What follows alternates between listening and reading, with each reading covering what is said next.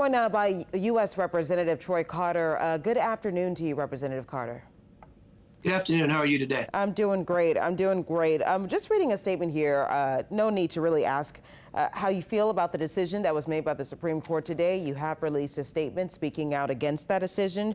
VP Kamala Harris also made a passionate speech today saying that decision could affect other rights now we have as Americans. For instance, same-sex marriage, access to contraceptives.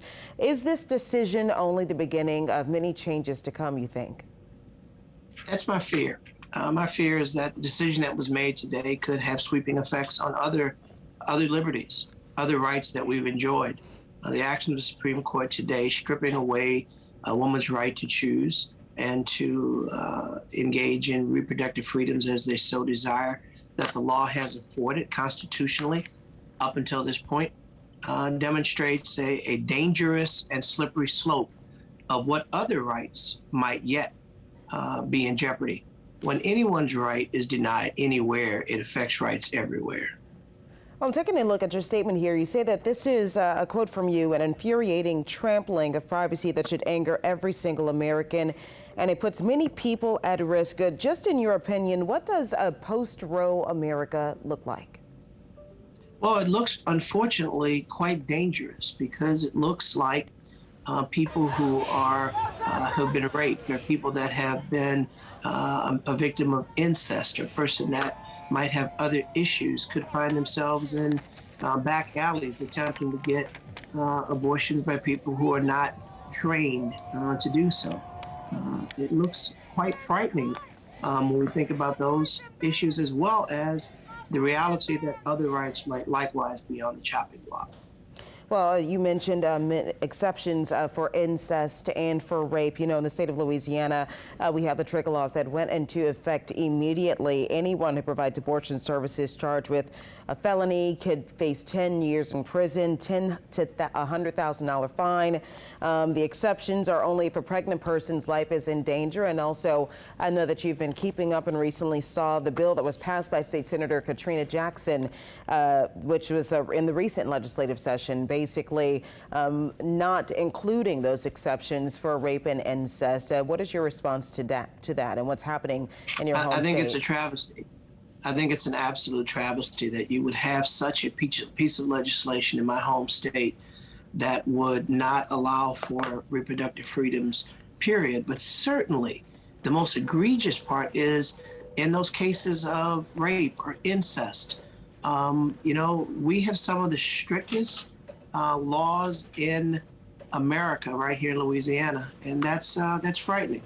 I know that since 2006, there have been a number of measures that have passed that are triggering laws that now we have to go back and really review, because the impact of those bills from 2006 to current are sweeping. The most recent one is one that is very damaging. One that was done a year ago was equally as damaging.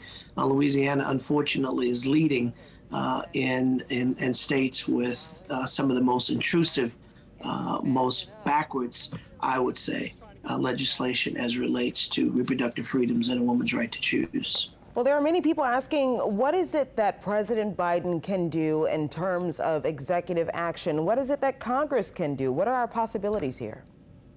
Well, the Supreme Court is the highest court in the land. So in the courtroom, Supreme Court rules. It is the highest judgment. However, the U.S. Congress has already acted. I mean, we have voted and passed codifying Roe and sending it to the U.S. Senate. So now we really need to press all of our viewers, all of your viewers, and all of our voters to contact their U.S. senators to really encourage them to restore the rights of women, to codify Roe. This legislation has been passed. I'm proud to have co-authored and voted to send this measure on to the U.S. Senate, with hopes that they will likewise recognize the value of protecting the rights and the sanctity of a woman's right to choose, and a right that they've enjoyed for so long and has now been stripped away today by the Supreme Court. Well, my last question for you, Congressman Carter. We, of course, have the upcoming elections in November this fall. We've seen a renewed call to get voters out to the polls based on what we are seeing happen right now. What do you think could possibly see happening this upcoming election season? I think you're going to see a voter turnout like you've never seen before. I think people are upset. People recognize that they cannot sit back idly and allow their rights to be trampled. And I think that we're going to see results in November in the voting booth where people are going to come out in record numbers and demonstrate that voting and elections have consequences.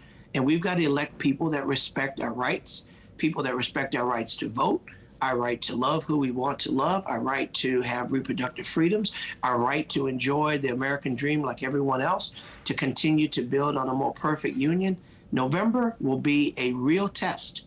And I suspect that this is just enough that will energize the electorate to come out and fight like hell to defend their rights. All right, Congressman Troy Carter giving us his response as the Supreme Court overturns Roe v. Wade. Congressman Carter, thank you so much.